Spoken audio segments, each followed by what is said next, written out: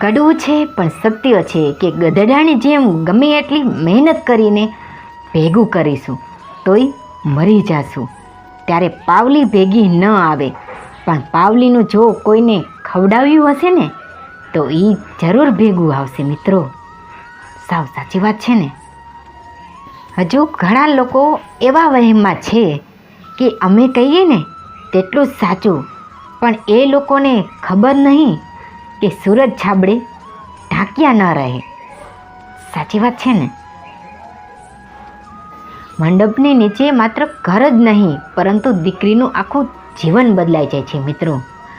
ત્યારે માત્ર દીકરીનું કન્યાદાન જ નથી થતું, પરંતુ તેની ખુશીઓ, ઈચ્છાઓ અને તેના બધા હક, આ દરેક વસ્તુનું દાન કરવામાં આવે છે.